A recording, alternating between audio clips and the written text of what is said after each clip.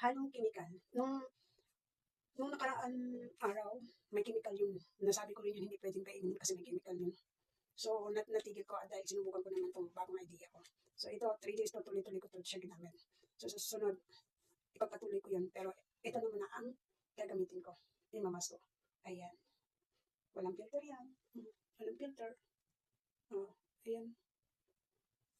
So, okay na guys. So, paalam na. Hello guys! Nandito naman tayo. Ito na yung part 3 na guys. So, ayan yung nangyari sa skin ko. Ayan. So, ayan. Ayan, ito nahawakan ko to. Ito nahawakan ko. Ayan. Ayan, ito na yung delivery ko. Ayan. So, isi-share ko sa inyo guys kung ano itong gamit ko. Isi-share ko yung ingredients niya. Kasi, ang naging epekto niya to, tulad ng sabi ko, pag na alam ko na kung anong epekto to, isi-share ko sa inyo kung ano yung nangyari at ano itong naging epekto sa pagmamas ko. Ito, ginagawa ko to araw-araw. Wala na akong trabaho. So, kaya ito nagmas ako kasi wala na akong trabaho. So, maghihintay ko ng tawag. So, ayan, nagmas ako. At ngayon, isi-share ko sa inyo yung isi-share ko na sa inyo yung ingredients niya. Una-una, kuha kayo ng Nescafe ha. And then, kurkum, and then, yogurt, and then, sugar, and then, yung sabaw ng kamatis, yung tubig ng kamatis. Yung kamatis, huwag niyo i-blender, diba? Yung sa loob ng kamatis, yun ang kunin niyo, tapos, yan ang tutubig niyo. Pero huwag niyo sobrahin ang paglagay. Pero depende sa inyo kung gaano kayo na ang mag-adjust sa gaano kadami. Alam naman inyo siguro yan. So, kung gusto nyo i-share ko, sige, i-share ko na lang po sa inyo kung ano to. Unang-una, yung Nescafe ko, isang maliit na kutsara, tablespoon. And then, 1 big spoon na yogurt. 1 big spoon na yogurt. And then, yung kurkum, 1/2 tablespoon. Hindi, teaspoon. And then, sugar, 1 teaspoon. And then, yung tubig niya, tubig ng kamatis, isang tubig ng kamatis, or yun lang, isang tubig ng kamatis. Huwag niyo isama yung huwag niyo isama yung mga buto-buto niya. Basta yung habang naghiwa kayo ng kamatis, tapos lumalabas yung patas niya, yun ang kukunin niyo. Tapos, ilagay niyo sa ganito. Ayan. So, siguro mga ganyan yun. Ganito yung tubig ng kamatis. Konti lang naman yun. Siguro isang kutsara. At huwag niyo mahalwan yung tubig ha. Kasi, ang yogurt, yun ang magbibigay ng tubig niya at yung kamatis. Fresh, walang halang tubig. So, na-share ko na sa inyo dahil ito ang nangyari, naging effective lang, pagmamas ko. So, naging smooth siya at talagang naging smooth yung skin ko. Hindi na siya tulad ng dati na, parang siyang dry. Ito, hindi siya dry. Hindi siya dry. And then, talagang yung kuminis, naging shiny yung yung skin mo.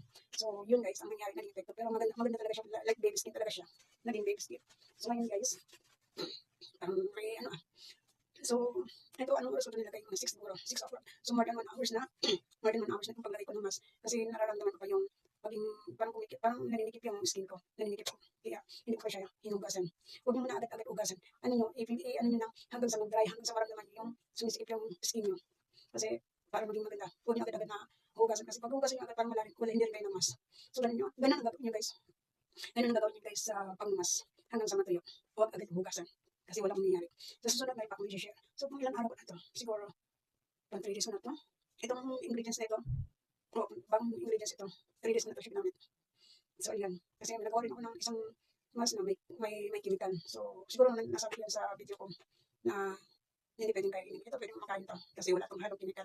Pure na pure ito siya, walang halong chemical. Sa susunod, meron akong i-share sa inyo sa sunod. Pero hindi ko na gagawin hanggang sa maubos to. Siguro, last day, baka ito bukas. Bukas gagawa ko. Bukas kasi gagamit ito ng kasama ko. So, yun guys. Bukas gagawa ko. Pero panibang, kaso hindi pa isang linggo. Kailangan isang linggo muna. Hindi natin babaguhin yung ingredients niya. 1 week natin itong gagawin. So, araw-araw ito siya gagawin natin guys. Araw-araw. So, ayan. So, ayan. Tuyong-tuyo na siya guys. Tuyong-tuyo na siya guys. Ayun, nag-crack mo. Ayun. So, ayan. Nag-crack na siya. So, at saka nga pala nakalimutan ko. Bago nyo gagawin ito guys, magsabon muna kayo ng likas papaya. Or kahit naman sabon, basta yung hiyang sa mukha nyo. Likas papaya, or palmolive, or whatever man na sabon. Pero mas maganda yung perla. Sorry, wala naman yung perla. Pero pwede yung perla. So, bago nyo unahin mag-mask, sabunan nyo muna yung mukha mo bago mo lagyan ng mask. And then, pagkatapos mo mag-mask, tulad ko, tapos na ako ng mask, dry na siya. So, hindi ko na ito siya sasabunan guys. Hindi ko na ito sasabunan. So, okay na siya. Kasi pag kung sasabunan mo siya guys, parang malalim mangyayari yung pag-mask mo. Kasi yung binas mo, dahil sinabunan mo, pero okay naman din siya kahit nasabunan mo. Nasabukan mo lang rin, pero okay rin naman. Mas lalo siyang naninikip pag sinabunan mo. Sabunan mo na lang. Siguro, mas yun ang maganda. Ayun, ako, nabusog ako sa pagsasalita ko. So, okay na. Okay na siya. Nabusog ako sa pagsasalita. So, mamaya-maya pa ito. Ilig natin ng 2 hours.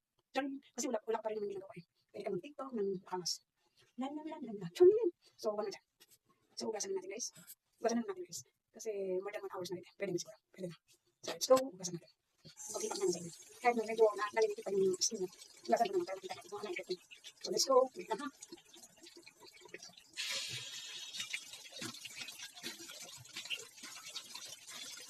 So,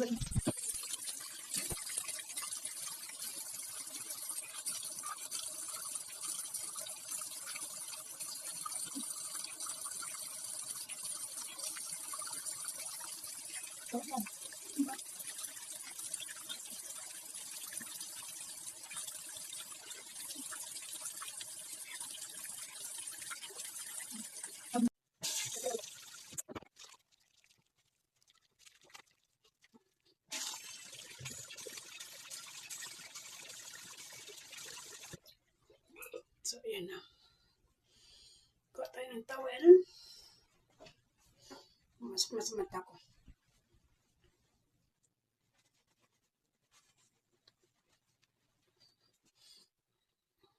Okay ba guys?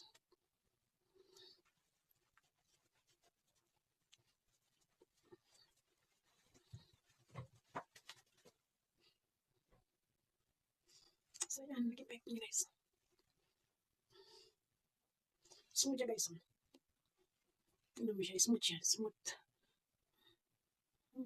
Makinis. Ayan. Diba? Ayan, namumula na siya guys. Namumula siya.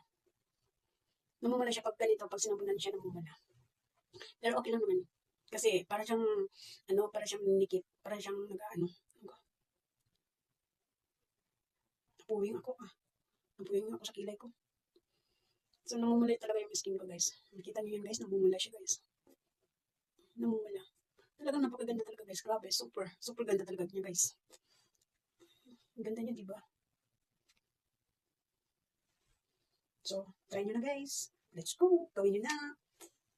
Talagang, ang ganda talaga. Naninikip siya. Tapos, medyo mapdi-hapdi siya ng konti. Pero okay lang naman. Pero pag hindi iyang sa inyo, huwag nyo nang gawin. So, sa susunod, after 1 week, may panibago akong idea. May bago akong idea para na-share ko naman din sa inyo. Pero hindi ko muna sasabihin sa inyo kung ano yung bago kong idea. So, 1 week ko ito siya gagawin. Yun, uulitin ko, kamatis, yung tubig ng kamatis, yung nasa loob ng kamatis, yun ang kunin nyo. Tapos ilagay nyo dito. And then, lagyan nyo ng yogurt, lagyan nyo ng Nescafe, lagyan nyo ng curcum, and lagyan nyo ng sugar. So, ganito lang. Ito lang naman. Maliit lang naman yung ginawa ko. Ayan. Maliit lang. 1 spoon, 1 tablespoon na yogurt. So, tama-tama na dito. 1 tablespoon yogurt, 1 teaspoon na Nescafe, 1/2 teaspoon sugar, and 1/4 teaspoon na curcum, pwede rin 1/2, and then yung kamatis. 5 ingredients lang siya. So sa sunod, ito papakita ko sa inyo para dito naman tayo sa kamay ko. Sa kamay ko naman ang ipapakita ko sa inyo. So look yung kamay ko. Ayan. Ayan.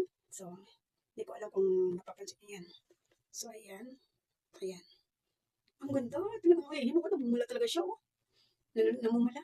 Sobrang namumula. So, effective. So, ayan. Kikita niyo yung kamay ko, guys. Maugat.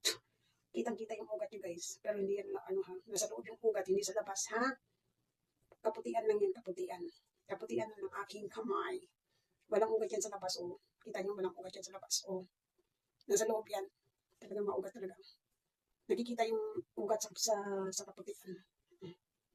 O, ayan natin kung nakita niyo may bukol ba na ugat yan. Walang bukol na ugat yan. Ang sarap sa pakiramdam. Ang init. So, try nyo na guys. So, ayan na. Walang ugat yan. Walang ugat yan. Walang bukol na ugat yan ha. Sa kaputian lang yan. Kaputian lang ng aking kamay. So, ayan. So, pansinin nyo na lang kung ano yung ng kamay ko. Sa sunod yung bagong ingredients ko. Sa kamay ko ayan. Sa kamay ko imamas ko yung kamay ko. Ayan. Ito, hindi siya smooth. Hindi siya smooth.